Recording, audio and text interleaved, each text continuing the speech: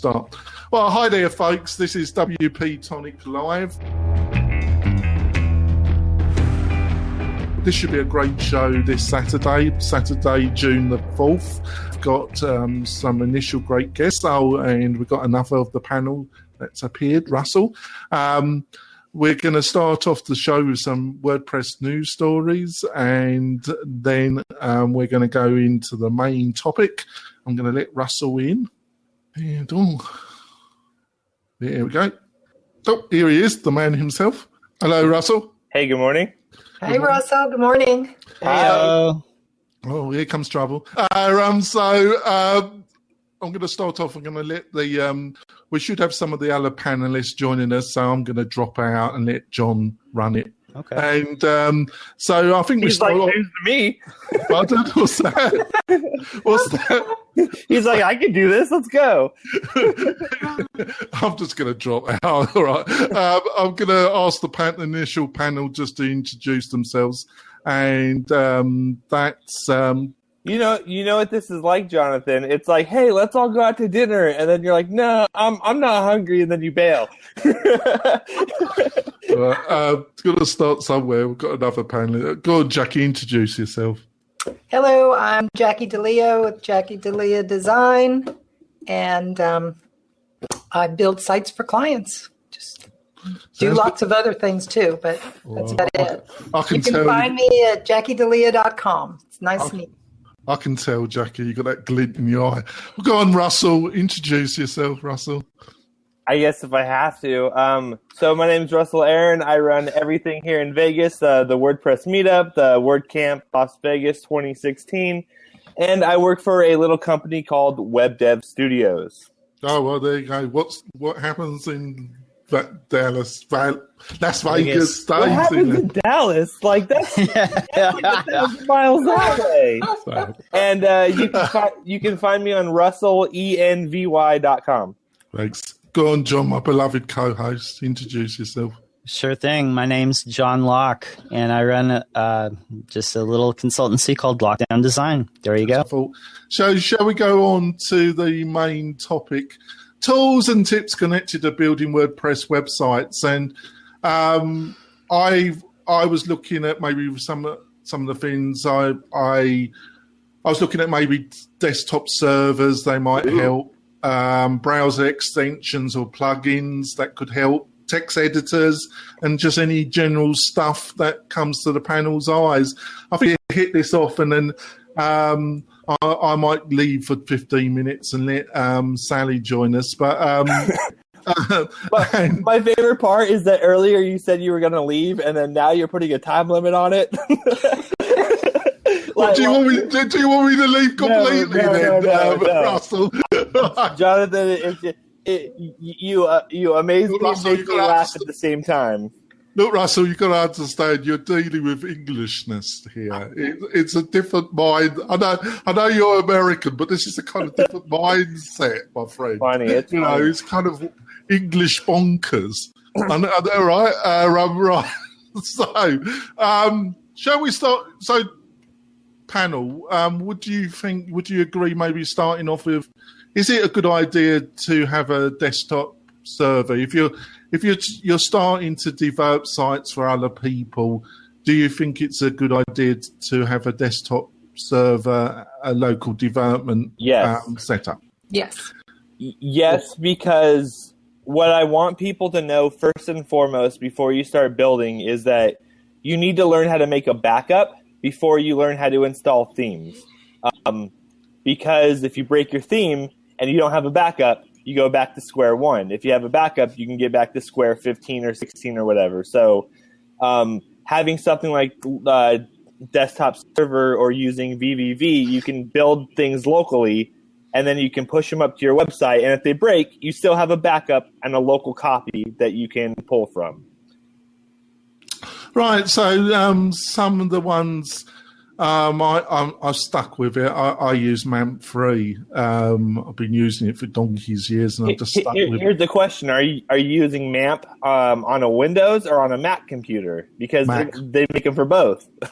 Yeah, they do, which is great.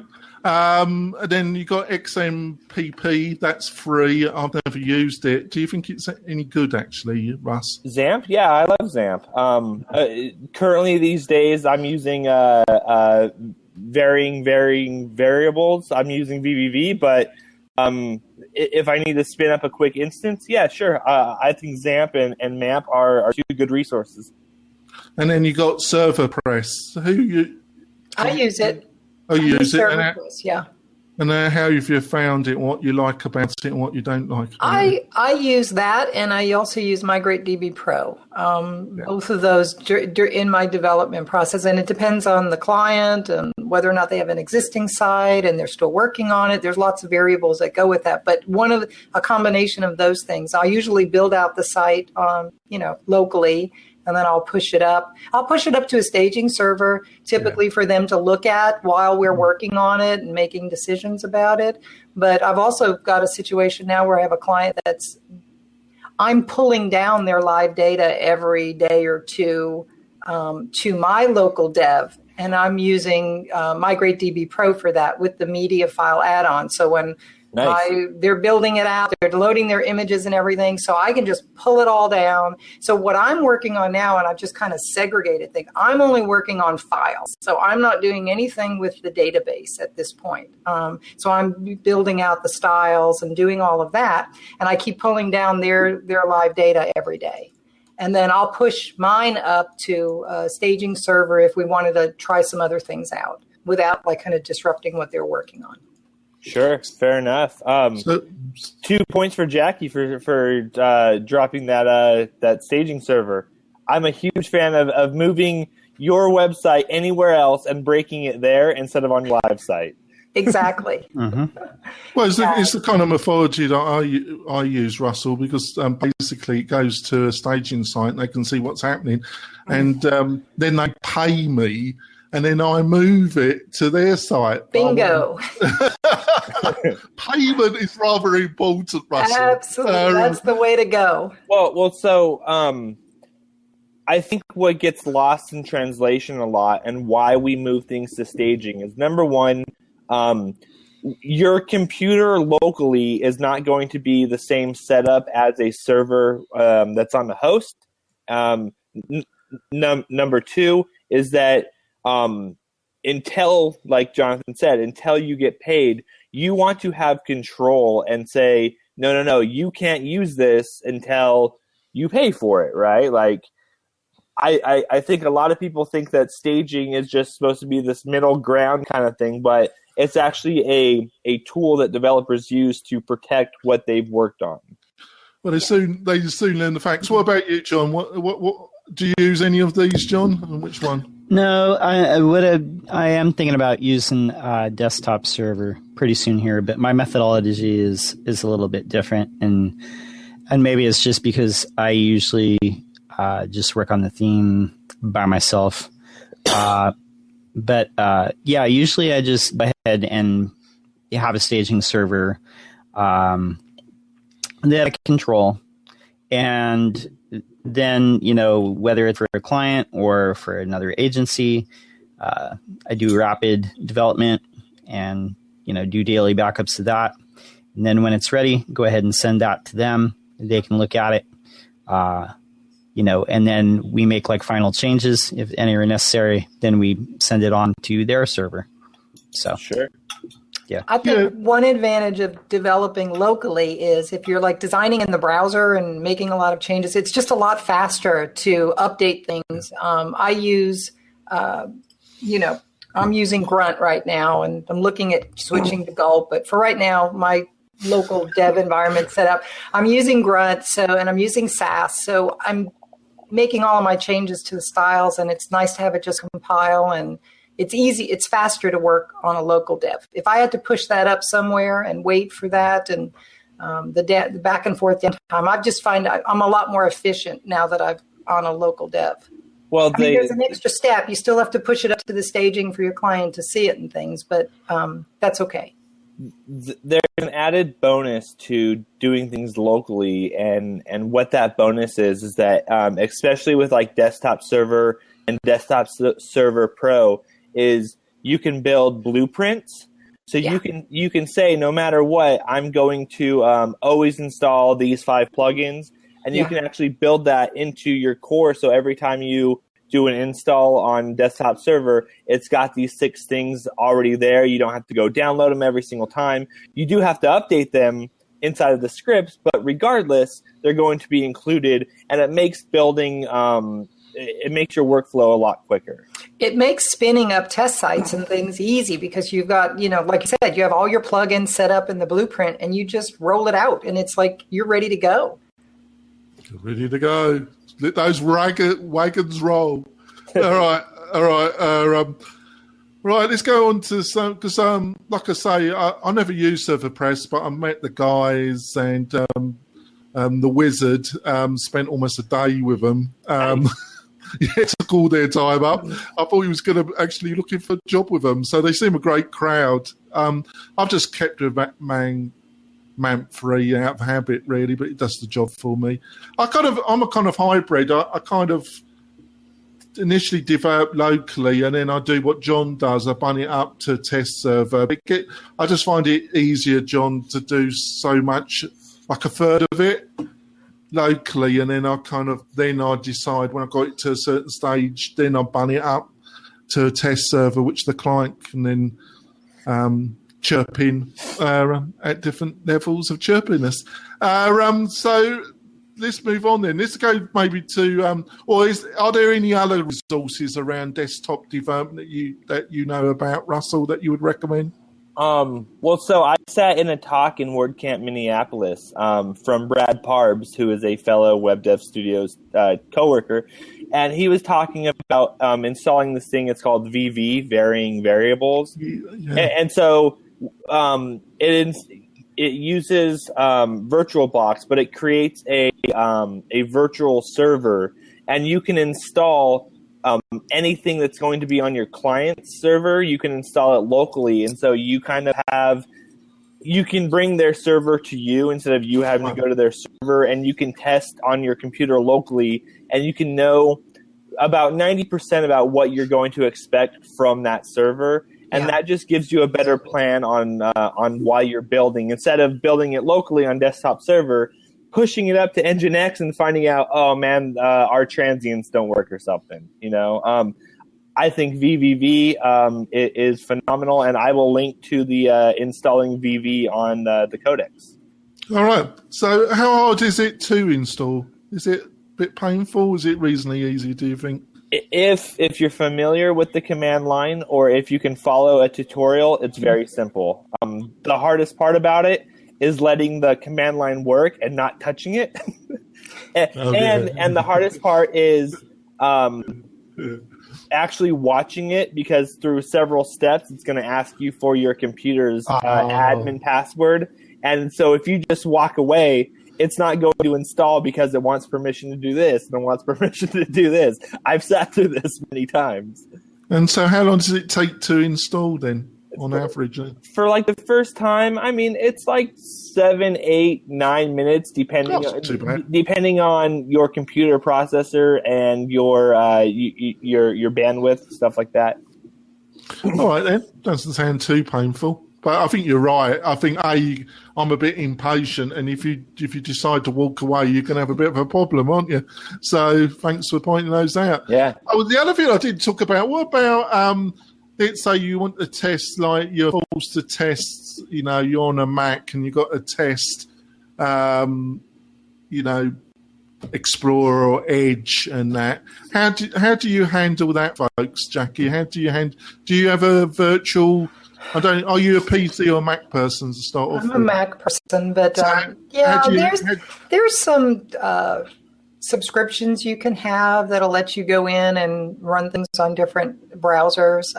But I forgot the name of it. I've used it in the past, but frankly, I don't do that much of it with that. It seems like I haven't had any problems so far. I've got clients that have Windows, and I think Edge is better now. Things are better. I mean, I don't do any coding for like Internet Explorer 8 or anything like that. I've just let it all go. It's over. Let's just move on and streamline things and clean up our style sheets and and get better with that. Yeah, let's just go for But it. I'm sure Russell probably knows more about testing in different environments.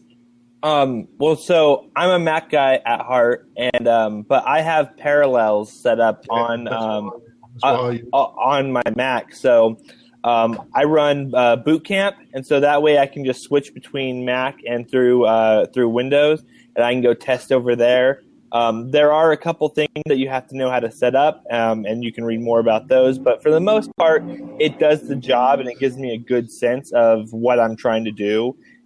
Instead of paying for something that's going to just show me a screenshot of IE6, IE7, IE8, I would rather run something locally on my computer.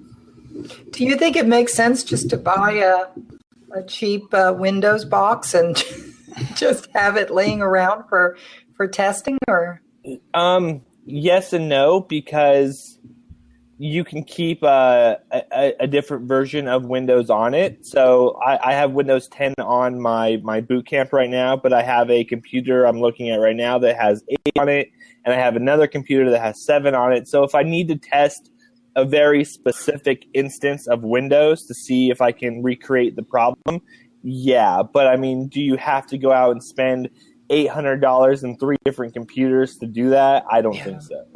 No. It's just especially with how easy it is to spin up virtual box in a virtual environment. Yeah, well, Jackie, it's just they do take up a lot. Especially if you've got a solid disk hard drive, Jackie, they do take up a bit of room. So I just put them on a external hard drive. You need something that's either that. USB 3 is going to be a bit too slow. And then I have a little external hard drive that has about 4 or 5 different versions of Parallel. Parallels is like one I use, but there's also Sun, but is it called VirtualBox? I think it's called VirtualBox. Yeah, VirtualBox, and then there's another one called VMware. Yeah, they're all pretty good, Jackie. And when you set it up and you have these different versions, you just power up which version you want from your Mac, and it runs it. You just need a lot of memory, and it's the memory thing. You know, if you're running a lot of stuff and you only got 4 gig of memory, it's going to kind of. Oh no, I have 32, so I'm good. Whoa. So I have 32 on my iMac as well. But so what happens with the VirtualBox is what you're doing is you are dedicating. It's not like you're going to lose it forever. It's not like you're going to give 2 gigs to the virtual. Now your computer's only running 30. What happens is when you start it, it's going to take 2 from you, but you're still going to be able to use this. And so. Most people forget that moving it all the way up to 8 when you only have 8 means that your virtual environment is going to fly, but anything you're trying to do on your operating system that's not virtually is going to be way slow. So it's just you're trying to balance what you're trying to do. Yeah. And what I do, Jack, is when I am. Like you, I just do it I like to see what, even though it's been clearly said that none of these old browsers are going to be supported, I just like to quickly see what is going on, because just in case somebody comes back and asks me a question, I said, well, I'm aware of it, but it wasn't supported in an agreement, and there's only like 2% of the world population of your visitors that are going to use it. Yeah. So is it really worth spending another $1,000, blah, blah, blah. What do you reckon, John? Yeah, certainly. Like Internet Explorer 8 and 9, they're generally not supported for, they're not supported at all, like right now. But what I was going to say is there's a lot of instances where you do have to develop for those. And that would be in the enterprise where people don't upgrade their OSs. It's a big undertaking to upgrade from Windows XP to what's current. And so that you might run into an instance where you have to support those. Another case is nonprofits. There are like some nonprofits that require you to support Windows 8 and 9. or I should say Internet Explorer 8 and 9. I was going to offer something too, is a bit of a resource for people who might be a little bit intimidated by all the technical, aspects of setting. Yeah, definitely. Yeah. Setting up like their own virtual machine and stuff like that. There's a service called Browse Chat. Yeah. And I think it's like $19 a month. And you can browse. They're on live machines.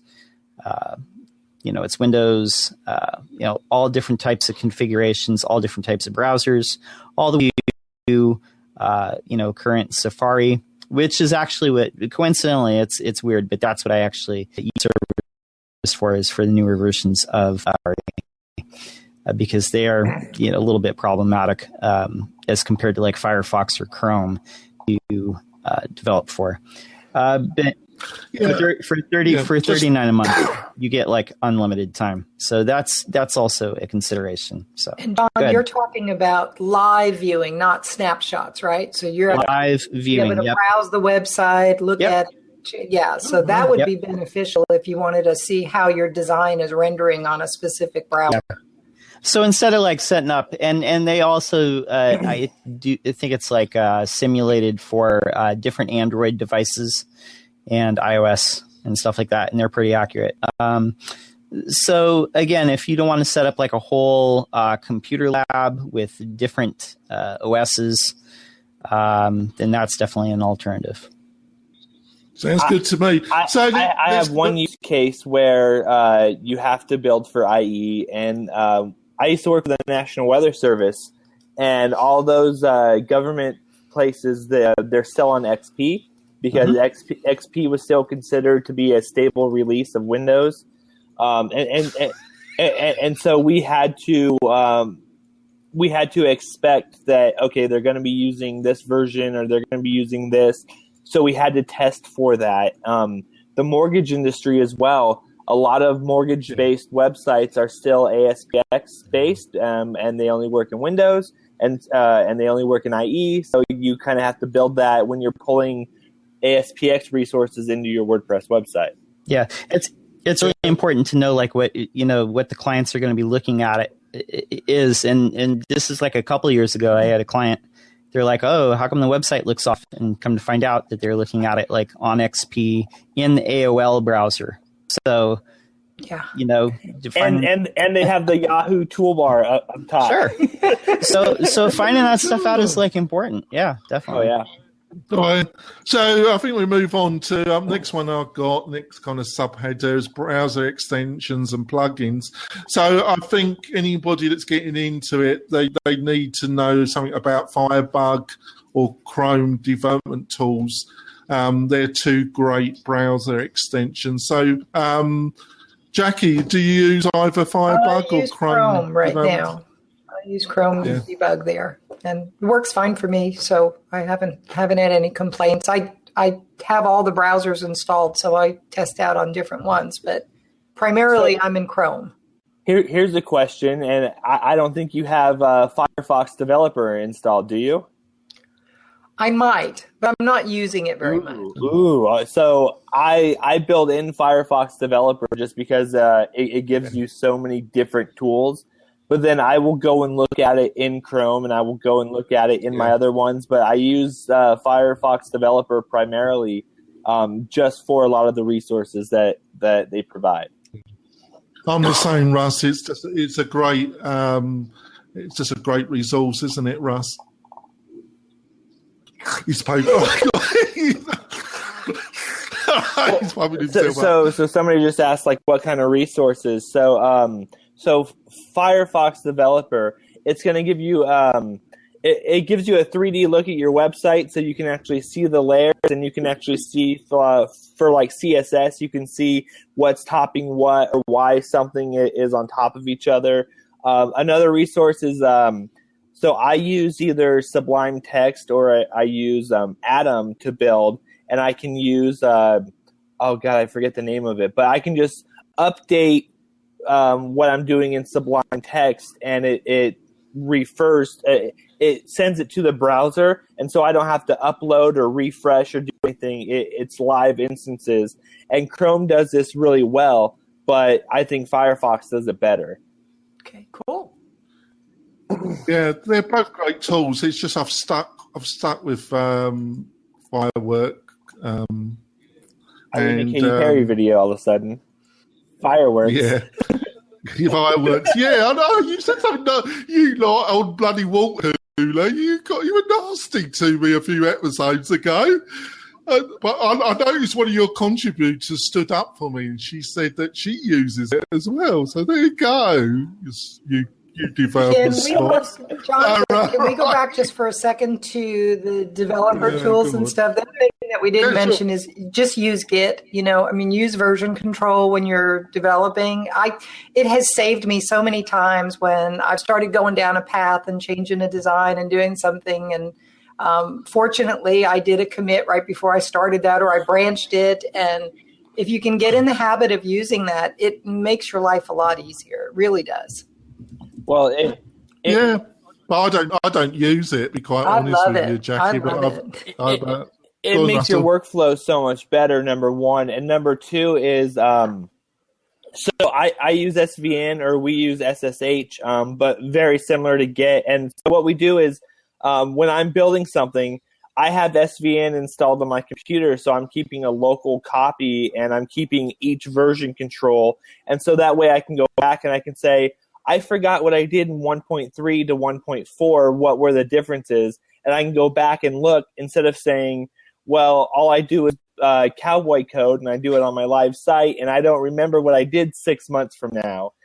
So it kind of gives you that footprint of a change log with your code. Instead of updating a change log per se, you can just go back and look at your code. Great. And the other thing is it lets you test things out. So if you're working on a plugin or you're doing something and you want to try some other way of doing it, you can branch and try it out. If it doesn't work, you can kill that branch. Or if it does and it's great and like this is even better, you can just merge it back in and you're good to go. If you ever need to roll back, you can. I love that. Or if you're getting help from somebody like John Locke and you guys are in two different places, he can submit a pull request or he can pull down or push up, and that way you guys can work on things locally, but it keeps, even though you're merging your files together, it keeps a copy of what John did to what I did just in case we need to revert back. All right then, Jackie, do you use any kind of tools? I know I did use it for a little while. I was using a tool on the Mac called Tower to help with it. Do you use any kind of tools to help with Git? Or no, I just use Git on the command line. That's where I live. I do as well. I'm a keyboard hero myself. But there's lots of tools that you can use. Git actually has their own GUI, their own dashboard that you can use. Atlatison makes a thing called Source Tree, which makes it really easy to push up to something like a GitHub or to a Bitbucket. But for the most part, I'm using SVN and I'm using the command line just because I build plugins for the plugin repo, and you have to use the terminal to do that. All right. But, this is the one I've got on my machine. I'm going to put it in. This is really handy, folks, if you don't want to become a command hero.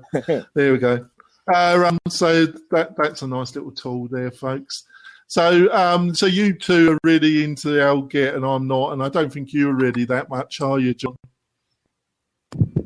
Hold on. I had the mic off because I was answering something in the chat room. No, I mean, I use Git, just not extensively. I mean, to be honest, I'll answer honestly. Like, I use it like more if I'm working with like other people. For my own purposes, I usually just go in and edit, just either in the editor or like FTP. It's just quicker for me.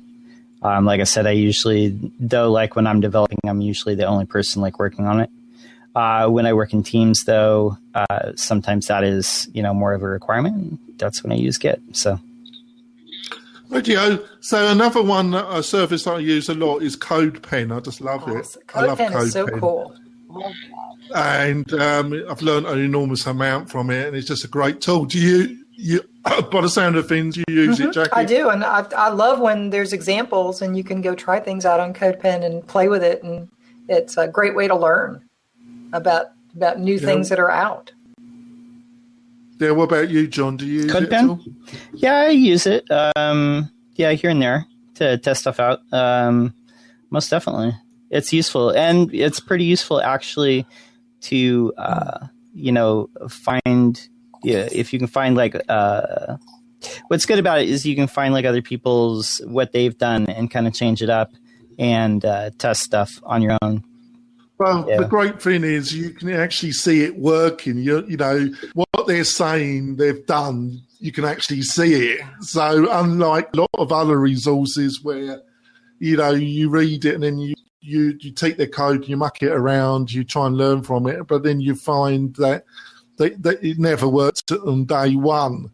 But where on this, it's obvious it works. They've got some idea what they're doing. You can look at the code, you can mess around with it, you can learn from it. I just think it's a great resource. What about you, Russell? So I don't use CodePen. I like the idea of having something where I can see, and I definitely love looking at other people's code because as a developer, when somebody says, "Hey Russ, I want you to build this," I'm going to go look for other technologies out there that already do what they're looking to do. That way, it's going to save me and it's going to save my client a lot of time instead of having to rebuild it from scratch. But if I really need to test something out, I use something like JS Fiddle or whatever I'm testing. Like if I'm testing JavaScript, I'm going to use JS Fiddle. If I'm testing CSS or Sass, I'm going to go use another tool that's specifically designed for that. Not so much an all-in-one kind of thing. Oh, yeah. Another good one is Auto Prefixer. If you're into Sass, does it do LAS at all? Or is it just Sass? It does. I don't quite remember.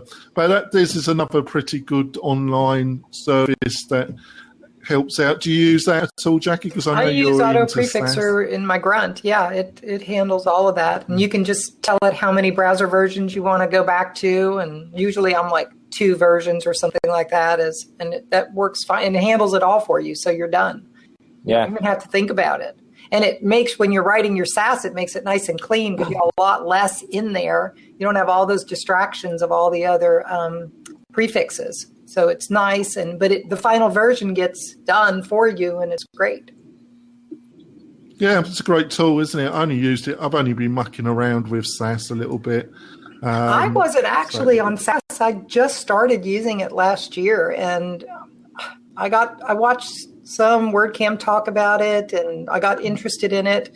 And there was a course on Treehouse I took that was phenomenal course. There was one course on there that I really loved because it just connected with me and made it easy. It was converting CSS to Sass, and it was Gil Hernandez did it, and it was a really good course. And it kind of takes you, if you've come from the world where you've only worked in a style sheet and a CSS, it basically says, okay, let's take this whole big CSS and let's break it all up into Sass partials, and I'm going to, show you how the whole thing all works. So it's kind of like reverse engineered everything. And that was a great way for me to understand how it all operated. And since can you find the link? Yeah. Can you find the link? But also, I've got to say, Jackie, you've written some nice posts on your website about Sass, and I thought they were well written, and you did a great job, thank you. Jackie. There we go. A plugin that I use kind of is Advanced Code Editor. I use that quite regularly. I just think it's a lovely tool. Do not leave it operating on client sites after you finish. Remove it, and you're probably going to have to harden the site. But you definitely don't want to leave this baby on too long. But I do use it. What about you, Russell? Do you ever use it? Are we still talking about Sass and less? No, we're talking about this plugin, this Advanced Code Editor. Oh, no. I am the Advanced Code Editor. I'm going to do it myself. I try not to use plugins to let me do stuff like that, unless it's a very specific use case for it. Yeah, but I think it's a useful tool. What about you, Jackie? Do you ever use it? Advanced Code Editor? Yeah, I'll just put the link in. It's a plugin. It just improves the internal co-editor that comes with WordPress, and it's pretty handy little tool. I have not used that. I don't usually do any editing in WordPress. I was going to say, see our previous conversation. See our previous conversation about Git. I actually on all client sites, I turn the editor off on all the client sites. It's not even on their menu anymore. It's dangerous area to be in. Don't advertise. It is. I'm not recommending, like I said, it's kind of this show. I saw it kind of aimed at the kind of hobbyist, intermediate, somebody that that understands the risks about doing it. If you're using a code editor, though, like Sublime or Atom, it's nice to have like PHP Code Sniffer and other things in there that really help you and beautify your code, clean it up, check it for errors. I like that stuff. All right, then let's move on quickly because I think Russell... He's had enough. He's had enough of that. I can talk about this all day. So let's move on. Let's move on to text editors. Is he gone off? He runs away. I think he's mistreating his dog or something. I don't know. Right. So let's talk about text editors, Jackie. Any particular one you use? I use Sublime and Atom. I'm trying to convert over to Atom, but I've just run into some difficulties. It crashes often, and it's. But I really like how Atom handles managing packages and your configurations, and because it's all in there. Whereas in Sublime, it's all like behind the scenes. You got to figure out where to cut and paste all these things, and it's not as intuitive to work with. Once you get it set up, it's great. It works fine. Yeah. And I'm using Sublime 3, which has been in beta for, I don't know, like 100 years. No doubt. But Atom is pretty cool. I do like it. If I can get all the little bugs worked out of it, I'd be happy. But so far it's been a bit crashy. It's just not been stable. Out of the box, it works fine. It's when you want to start adding packages and code sniffers and just all of these other things. There can be collisions, I think, from different packages. Yeah. And how have you found it, Russell? Which one do you use?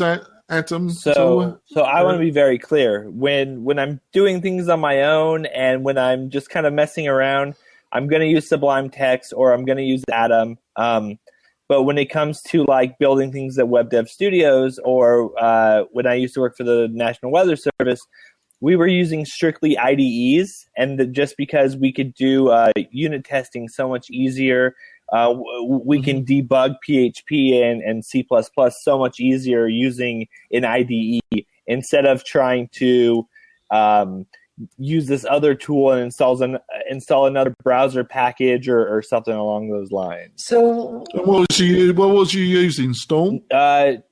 So either Aptana Studio or NetBeans, but I like Storm. Yeah, you're using Storm, was it? I didn't say Storm at all. NetBeans is completely different from PHP Storm, and Aptana Studio 3 is completely different as well. Yeah. Oh, I thought Beans owned that Storm. I don't think NetBeans owns. JetBrains owns them.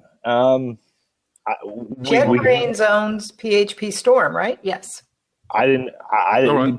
Regardless, I wasn't using PHP Storm for the longest time. All right. So basically, which one? So you go with Sublime then, Russell?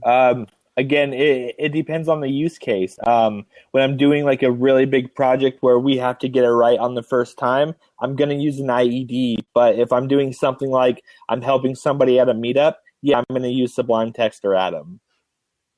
Oh yeah. What about you, John? What do you use? Sorry, text editor. I use Sublime Text mostly, so I like that one. Yeah, I either use Sublime or I use Coda, but I'm an outdated creature, but I like my Coda. So there we go.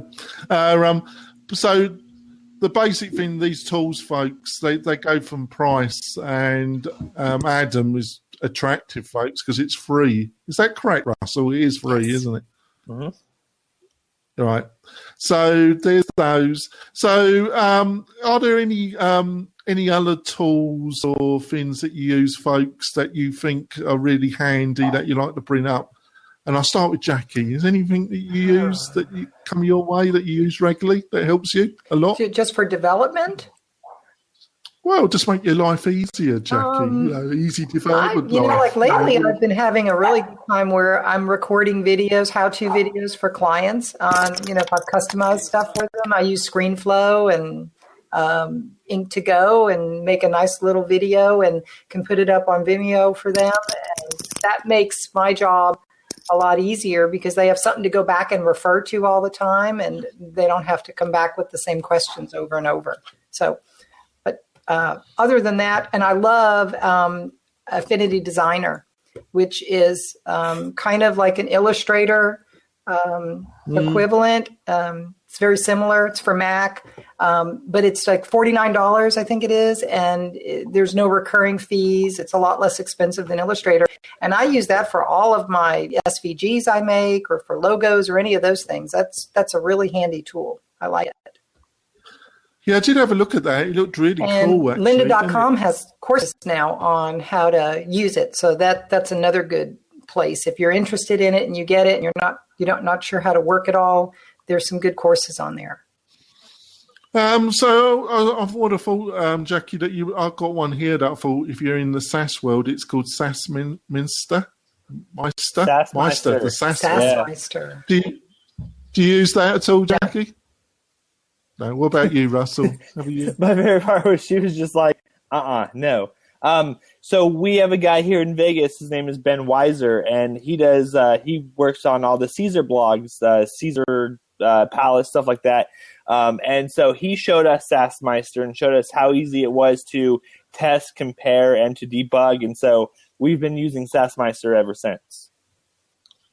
So you think it's a great tool? I think it's another tool that's very specific. Unlike CodePen, where you can test multiple instances, with just SaaSmeister, you're just testing SaaS to do this one thing. I think it's a good tool in that use case. Yeah, sure. And another thing I use it is the Kraken. Kraken.io? Is that what you're talking about? Yes, very cool. I like that. I do use. I just use it because I like to say I'm unleashing the Kraken. It just brings a smile to my face. So you're using that. Oh, so you're using the web interface. Sure, fair enough. For image compression, it's nice. It does work. It works really well. Yeah, I just think the unleashing the Kraken. That was kind of a violent shift. We went from SaaSmeister to hey, let's optimize images. We're all over the map. Sorry. This is blab. We've got to keep it going, Russell. We've got to keep moving. Does anybody else want to jump on? I mean, I'm happy to, unless you've got more stuff you want to do. Are you SaaS? No, I'm good. We're just coming up at the top of the hour, and I know you were saying you had other people that wanted to jump on.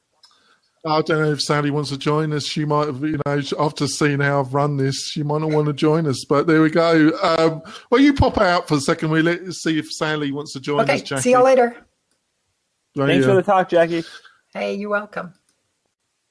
Thanks. So, any other tools, Russell, that you think somebody kind of intermediate developer, anything that comes to mind that you think would be useful? So depending on who your host is, I think WP Rocket is a very good tool. It's going to help you cache. It's going to help you pull in Cloudflare CD and stuff.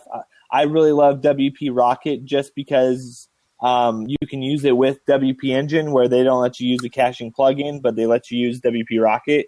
It's one of those tools that I think, what's her name, Lucy Beers, did an amazing job on. All right. So WP Rocket. I'm trying to find the Yes, but don't use it while you're developing. I think later on down the road, when you're like, I think I have my site built, now let's see what it does when it caches, you can use it. But not on the initial build. Yeah, no, caching is a... Thank you for clarifying that. Definitely something you want to turn off while you are developing, because you'll be sitting and saying, why are my changes not showing up? Yeah. So, what about you, Sally? You know, we've gone through a few stuff. Any remarks about what we've been saying, and anything else that you use? am mainly a Sublime text user, and there are some auto prefixer tools for Sublime text, which is kind of nice because I'm a complete Flexbox junkie, and Flexbox. Yes, it's magic. So, there's some nice stuff you can add to Sublime Text, but I'm trying to get myself, which is to say, I'm trying to find the time to get myself set up with Git and switch to PHP Storm, which we already own, and be able to do kind of everything at once. And because it's high time I started doing proper versioning, and I'm especially motivated because I have a client that wants to use Git with WP Engine, and all of their development, all of their developers for the software that they produce use Git and are just going to be happier if everything is accessible that way. Well, fair enough. But any other kind of tools or things that you use generally, Sally, that we haven't mentioned that help out in your development? I'm trying to think if there's anything that you haven't mentioned. I use the Chrome developer tools. I had not heard about the specific Firefox developer edition, so I've just downloaded that to check it out. But I do also use. Another 2.2 megabytes gone on the hard drive. Yeah, well, I just replaced the SSD on this machine a few months ago, because the old one was, it came with like a 128 and it was full.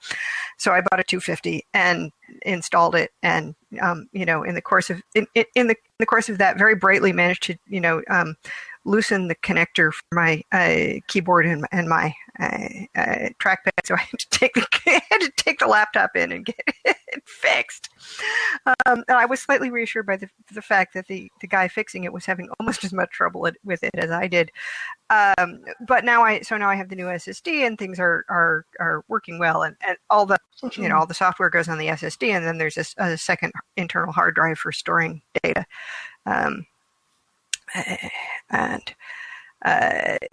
But we've worked with a bunch of things. I used XAMPP a lot, and my husband discovered MAMP Pro on the Mac, and now that there's MAMP Pro on Windows, I just bought a license, and I'm going to set it up and check it out. But I've mostly been developing on using dev servers on my own site, or on and it has the advantage that you are actually seeing how it's going to work on the specific instance of PHP, etc. That's that's going to be there when you launch it, but it is just a lot slower, as Jackie mentioned, for testing your changes, because you have to push them up and first and see it load. Plus, if you are a real developer, which my husband is and I'm not, you have a bunch of debugging tools that will run locally and not remotely. Oh, well, that's a good point, Russell. For the intermediate person that's really getting into WordPress, debugging tools, debugging plugins, what's your advice about debugging and some tools or plugins that might help with that? Debugging is one of those things that a lot of people forget to do.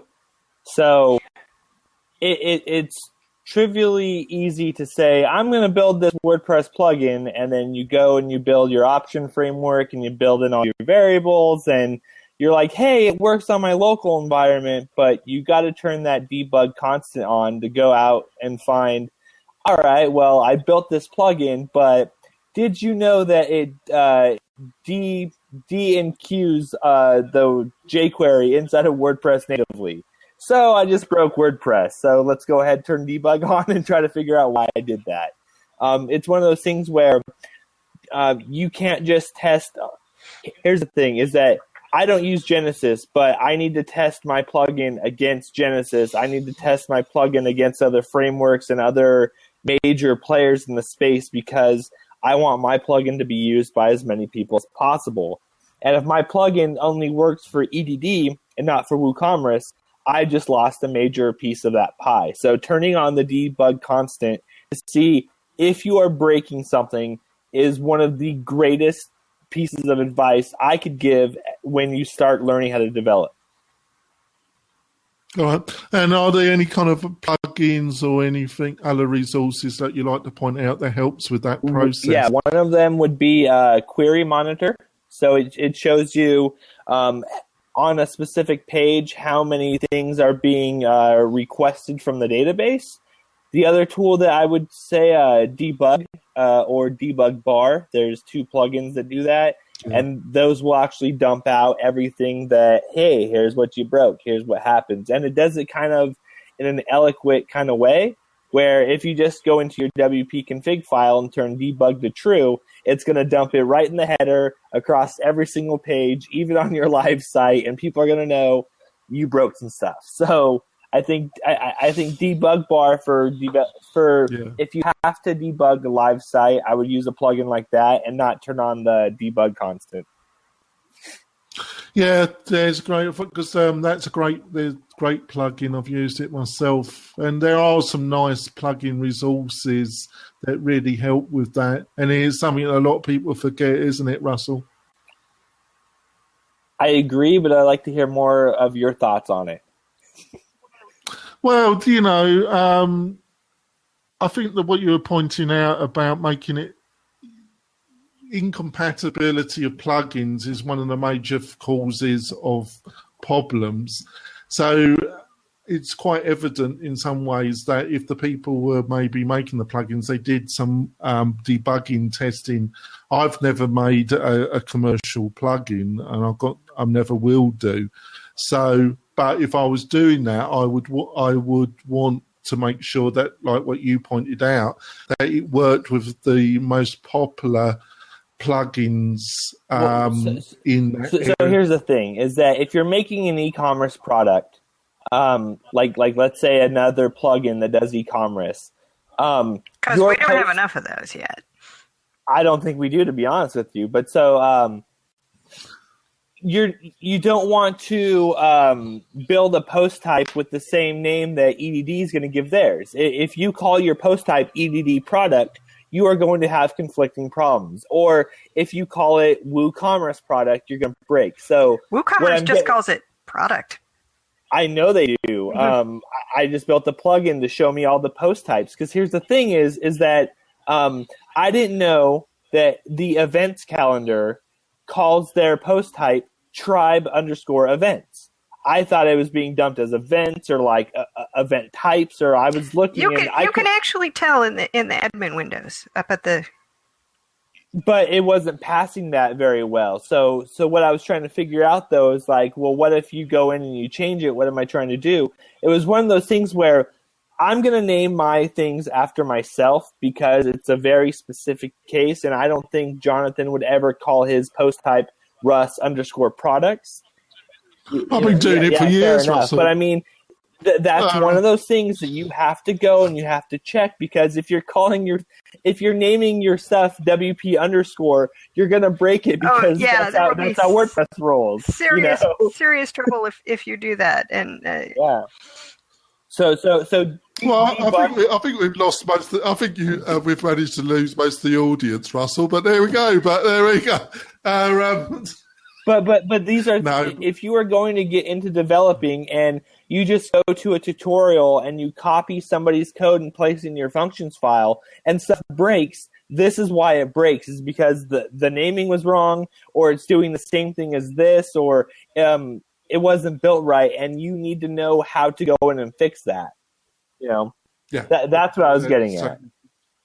Yeah, that's right. So, and I think I'm not any shape or form a developer like Russell, but the first thing you want to learn, folks, is your variables and naming them in a way where you're not going to get conflict is kind of like 101. And a lot of people don't do it, like what Russell's just said, but that's why you start getting conflict and other problems. So it's something that you should be aware of, and most people learn the hard way, don't they, Well, Russell? part of the problem is SEO. So the problem with that is I jump on Google and I look for the best way to enqueue jQuery into what I'm doing. And so an article that was written 10 years ago says, oh, just go to jQuery.com and download it and enqueue it into your thing, not knowing that if they had read an article from the century, that WordPress already does jQuery for you, and you can just tack onto that instead of enqueuing your own thing. So I think SEO and articles written 10 years ago are problems for new people when they say, I'm trying to do this, and it's really bad advice. Yeah, if I'm searching for how to do something, which I do often, because I'm one of those people that my husband calls a Google developer. I need to do something, I Google for how to do it. That's funny. We need to make T-shirts to say I'm a Google developer. That's hilarious. I seriously want to write an article about confessions of a Google developer. Yes, it does not mean I work for Google, but I always restrict those searches to the past year. Because anything older than that, it might be okay, but it might not too.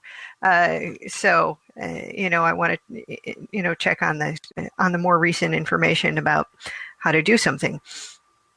I'm going to be doing a talk in WordCamp Orange County coming up in a couple of weeks, and part of my talk is that I wished that people would put, like, how every blog post has like the byline and like the date posted. I wish after that it said, I wrote this when WordPress was version 3.6. And at least it would give me a better understanding of, oh, hey, here's how we used to do it in 3.6. Let's go and see if there's another way to do it in 4.1, 4.2. Because the problem, again, is even though we have backwards compatibility, there's a lot of tools that have been deregistered that we can't use anymore, or they've been deprecated. So we need to understand how to do it currently and not how we did it 20 years ago. Right. I think there is a plugin that sort of marks posts that are older than X with a little kind of, this is older than X. But that's not quite as specific as saying, it was for this version of WordPress and that version of... I guess essentially the date of the blog post kind of takes care of that, but then you got to go and figure out what version was released during that time. I just wish there was a way that people would clearly say, hey, I have this theme. I want you to come to Theme Forest and buy it, but just to let you know, I'm not running the latest version of WordPress because it breaks, so I'm using this version. Like I've had problems like this where I buy a theme and I import it, and I'm like, well, what happened? And I go and find out that they're not on the latest version of WordPress, or they're selling me version 2.0 of their theme, but the live version that I can see the demo is still on 1.0. Like this happens quite a bit often. Yeah, true. It is true. So, John, have you got any kind of tools, things that you think that we haven't mentioned that you think would help somebody that's kind of starting out and that? I've only been half listening because I've been in the chat room, but well, I'm like that all the time. Sounds like you have it covered to me. He's like, I hear voices in my head all the time. Yeah, it's been basically put on me to do the to figure out how things should collapse. Hooray, Flexbox. Yeah, I agree. But I mean, one of the things I'm going through now is like, before you start make up a design brief and figure out how much you're going to charge the client to do the designs, we need to know like what kind of content types we're having and how many views we actually need, because we're going to need, a view for the single and archive webinar and recording, and a view for the single and archive presentation, and a view for the single and archive, press release, and all of those things. And those are things that you should design so that they all look good together, and I'm not kind of faking it. And that you should make sure that you're charging the client enough to do the designs for. Yep. What's your thoughts, Russ? I mean, if you have somebody who's just so focused on the homepage, and you build them this homepage, and they're like, well, how come my posts look like crap? Well, listen, you focus on the homepage. So I think it comes back down to, let's set an expectation that we're going to spend X amount of hours or maybe a couple days on this and let's move on, because we can version out your website. Like, a lot of people forget that, like, if I want a new header on my WordPress site, I don't go buy another theme because it has a new header. I just build a new header.php. Or if I want a new single page, a single blog post, I don't need another theme. I can just build another single.php and I can rebuild that page. I think a lot of people forget that.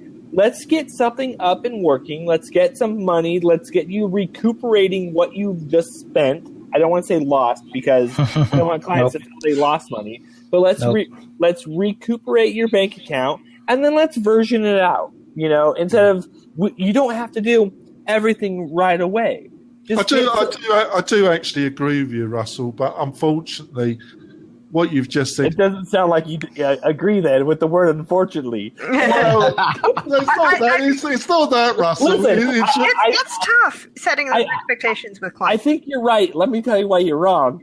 That's kind of what it sounded like. But go ahead, Jonathan. No, I'm very curious. What you were saying, it's logical, but my experience, logic with a lot of clients doesn't work. I have to say, basically, the more professional and the better the budget of the client, the less arguing you tend to get about this. It is with the 100% on that. Yeah, it is with the very small businesses, the people who are not that sophisticated, and the people who are just so sort of anxious about how much money are they going to spend, that tend to be the least reasonable about it. I think people who are in businesses that are just more accustomed to having to invest, and not just invest money, but invest thought and time and effort into various parts of their business, understand that they're going to have to put some thought and some work and some money into building a website that actually does what they need it to do. It blows me away, like what you're saying, and I'm not gonna harp on budgets or whatever, but some people just whatever their budget is, that's their budget. But I'm probably in the same age range as you and Jonathan, and a little bit older than Russ, I'm guessing. But I'm 30. You remember back in the day, you're an infant. You're an infant. You're a baby. But what I'm saying is, back in the day, businesses. Which I was your age. Businesses had to drop $800 in 1970s and 1980s money for a yellow page, or they were just didn't exist, and they did that without hesitation. And what you're saying, the smaller businesses, and it still costs that much for their yellow pages ahead, if not a lot more. Yeah. So the people who are struggling with their website, it's why isn't my website ranking number one? Well, that's part of it.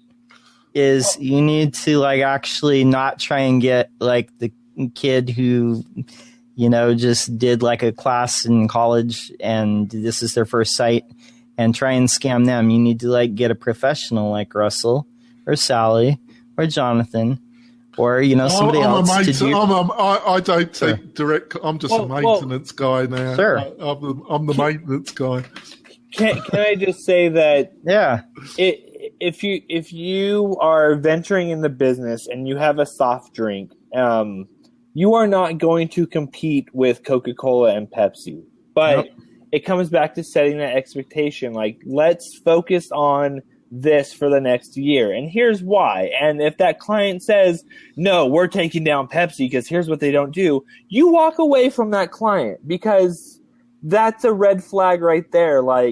You can't compete on that level. I would love to compete with Microsoft and 10up and all these companies, but you're not going to compete with them just because you're a tech blogger.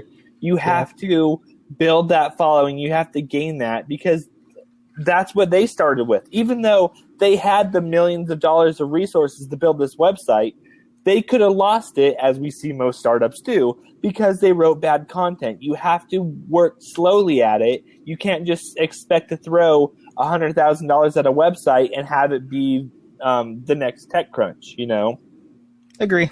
Yeah. So I would also like Sally, you've mentioned Flexbox a couple of times. What's your been experience? Have you been using it extensively on live sites? And the same question to the other two panelists. Oh yeah, I use it basically since I discovered it. I use it wherever I possibly can, because it just makes things so much easier. Vertical alignment. Can you explain to the listeners and that what it is, and also has the browser support got a lot better? The browser support is a lot better. So it's I will still use the prefixer in my CSS in case, but in fact, the modern browsers can all cope with it. Not everyone is using a modern browser. And, if you're designing for a bank that's still on IE6, then you're probably not going to want to use it. But otherwise... can you go for what the benefits of using it are and blah, blah, blah? Can you? Well, it means you don't have to write so many specifics for your media queries. If you say, all right, so here we have a flex container, everything inside of it is going to flex and it will wrap at a certain point, and then you set each element in the container to basically how it's going to flex. Is it going to grow when the container gets bigger or not? Is it going to shrink when the container gets smaller or not? And you may say in either case not, and then what's the basis? Is it a certain pixel size? Is it a certain percentage? And then whatever size that container is, the elements will, shrink together or they will start to stack up. Well, with Bootstrap, so if you're looking at a page and you have a left sidebar, your content, and your right sidebar, when you collapse that onto a mobile screen, that left sidebar goes immediately to the top, unless you specifically say, don't show this on mobile, and then you have to build another left sidebar on mobile. With Flexbox, you can have those two columns around your content, but on mobile, drop those to the very bottom. You can drop those easily than using something like Bootstrap. I think that's one of the biggest benefits Flexbox provides. You've got micro control. You've got a lot of control. You've got a lot of control. You can tell it to, generally align items so that they're, stretch or top or middle or whatever, but tell a specific item to align itself differently. You can set order for the items. You can control a lot of stuff, and it just compared to like trying to calculate the percentage width you want each thing to be, and then the padding in between it, and the margins between it, and then the this and then that. It's just a way easier way to position stuff in a container the way you want it to be. Yeah. Russell, are there other benefits in utilizing it apart from the stacking order? So one of the easiest things is it's new, and so it's newer. If you try to go start developing in Bootstrap, there's 10,000 blogs that are dedicating to building Bootstrap. You kind of feel like you're in on the ground floor with it. That's number one. Number two, though, is with what Sally was saying is when you have control and you're not spending 12 hours trying to determine whether you should have a 10 pixel or a 12 pixel padding, it saves a lot of time in that development. Or if instead of saying, I need you to be 33.1, refresh the page, 33.2, refresh the page, you can just declare it once and it kind of figures out, hey, I'm on this size screen, let's try this, and you have a lot more to work with instead of having to get into the teeth pulling of doing all this desktop to tablet to phablet to phone. Oh, right. So what's been your experience with not older browsers, but let's say the browsers that you should be developing? Has the cross-browser support been reasonable, or are there really quite big differences in Safari and Chrome and how they work with it? Well, you're going to run into that problem regardless, just because each browser processes things a little bit differently, especially the order of files and how things are going. Yeah. But for the most part, I want to say that like 85% of the time, I'm not going to have a problem just by adding some basic Flexbox stuff to do this. I'm not going to have that problem. Where you have the problem is is maybe, again, using somebody's using a CSS class name or an ID name that reflects to Flexbox, not because they are using Flexbox, because they copied it from another tutorial. I think that's where I run into a lot of the problems. All right. What about you, John? Have you been using it at all on live sites, or you just been looking at it, or what? I read your mind, Sally. That's what happened. You got your mic off. That happens when I type. Yeah. Exactly. So 10up developed a really cool plugin, flexibility, and it provides support for the older versions of Internet Explorer that didn't previously support Flex, which would be 8 and 9. And so ever since that came out, I've been using Flexbox in live projects. And this is kind of like the next like sequence. Like CSS back in the day, it was like tables based, and then it kind of went to like float based layouts. And now there's really not a lot of like barrier to using this in live projects. So I have been. One thing that's really cool about it too, not only like the ordering on the mobile devices and stuff like that, but you can set the rules like space around or space between, to where say if you've got an item and there's like 3 like little boxes, they'll all just kind of like automatically space apart, like right, because having to set it, last child has a margin on the left but not on the right, and first child has a margin on the on the right but not on the left. You don't have to do that with Flexbox. You just tell it space between or space around, and it takes care of that. All right. Yep. Sounds good. And what have you got the link to this plugin from 10up? Actually, yes, John? he's put it in the put it in the chat. Oh yeah, I see it. One thing that I will say, like you'll have to use like a WebKit prefix for like some cases, or at least that's what I've run into. But all the rest of them, like Chrome, Firefox, it works really good. Newer, like the latest, like IE works pretty good. With the flexibility plugin, works like a charm in the older ones. So. Well, I'm going to look at that because it is a great. So does it affect also centering of different items as well? Does it make that both vertically and horizontally? Oh, that's great. That's great because you can spend all your day working all that out. Especially, vertical alignment was such a pain before Flexbox. Well, especially like Sally was saying earlier, where you have 2 boxes and one's got a paragraph and one's got a sentence, and you're trying to vertically align those and to make those spaces. It's just horrible, Ben Weiser, who does the stuff for Caesars, I don't want to put them on blast, but instead of adapting Flexbox into this design, what they did was they decided to put a check every 2 seconds and make sure these boxes are the equal height.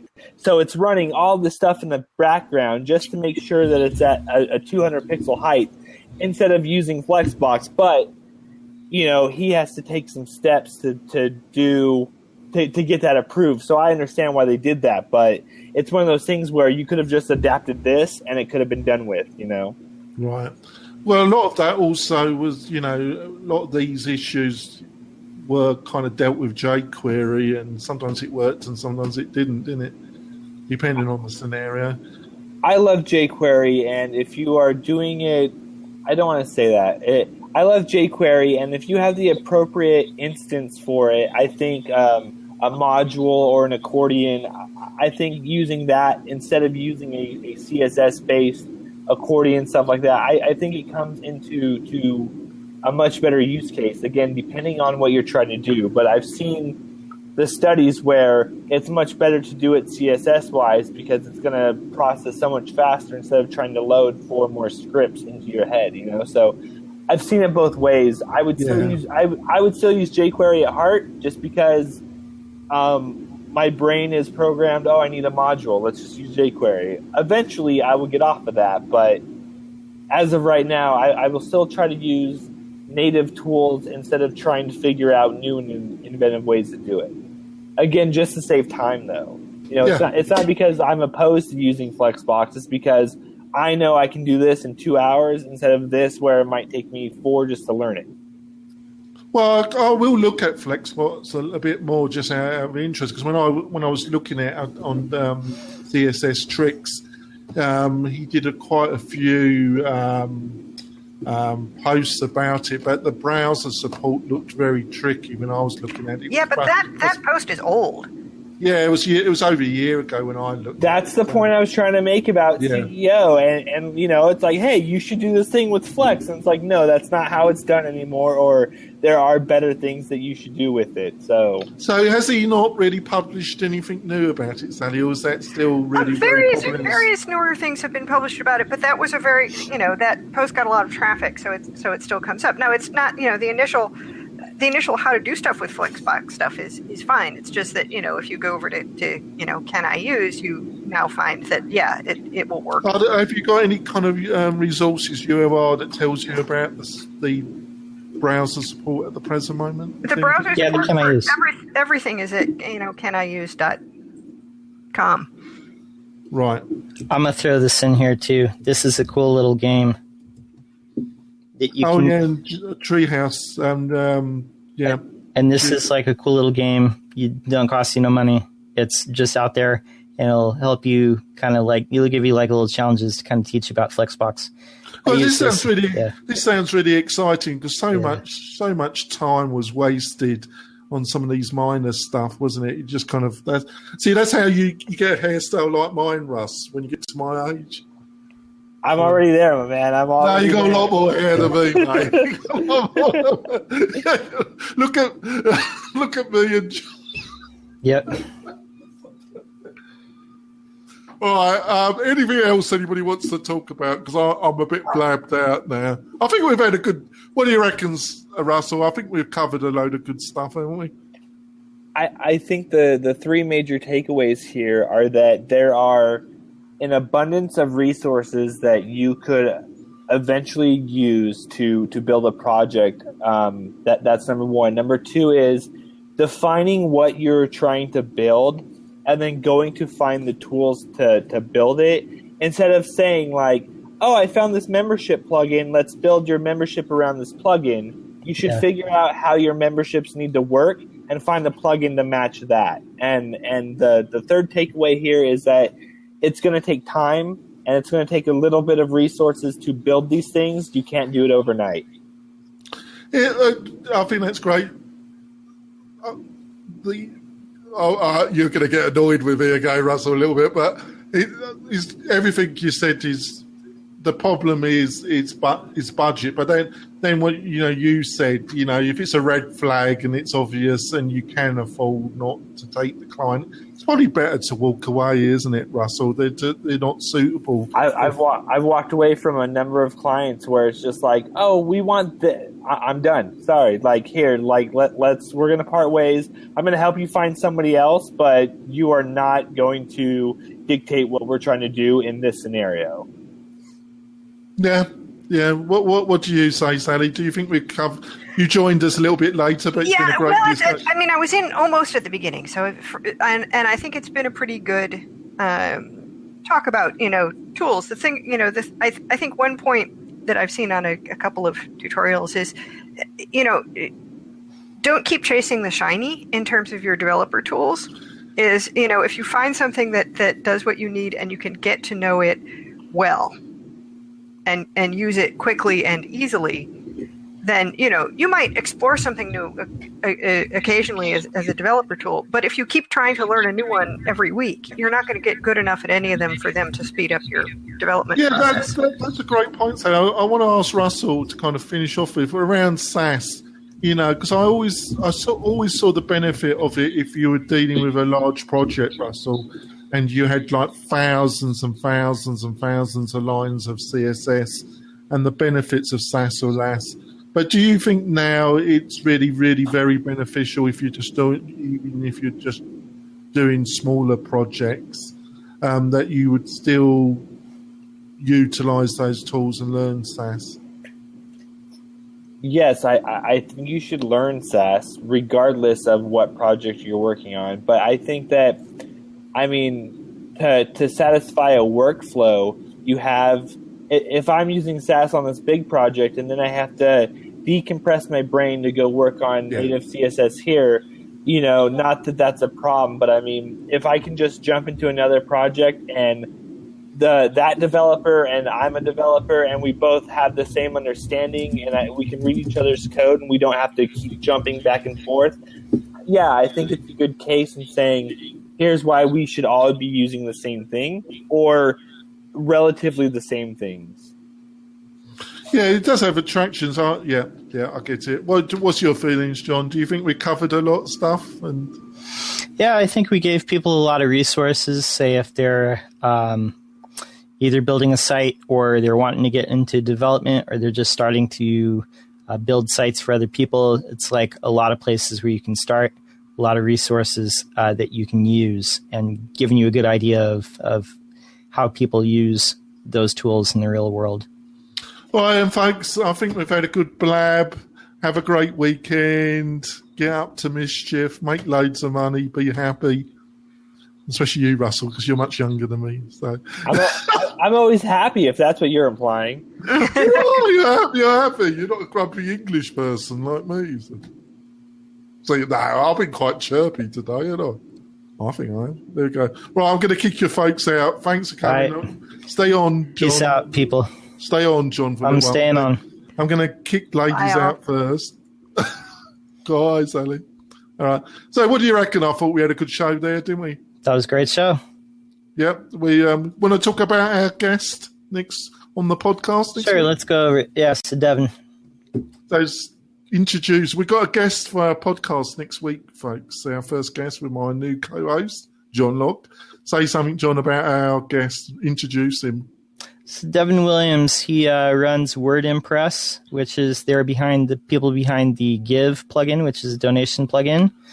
And they're a really rock solid plugin company in the WordPress ecosystem. We know several of the people that work there, and we like those folks.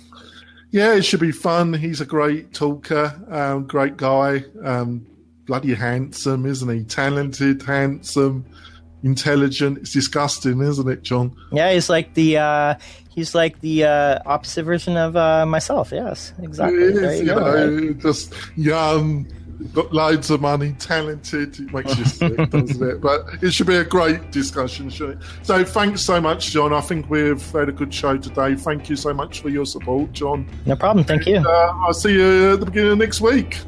Yep. We rock on. See you later. Rock on, my brother. See ya. Right. I'm going to kick you out, John. Kick me out. Do it. They're all kicked out. Hopefully you've enjoyed the show. Go to WP-Tonic. The version of this will be on there at the end of this today. Go to the YouTube channel. There's almost 100 videos. We're getting close to episode 100. That's going to be a special. I'm thinking about that show already. Thanks so much for listening, and come back next Saturday where we're going to be discussing more about the world of WordPress. See you later, folks. Peace.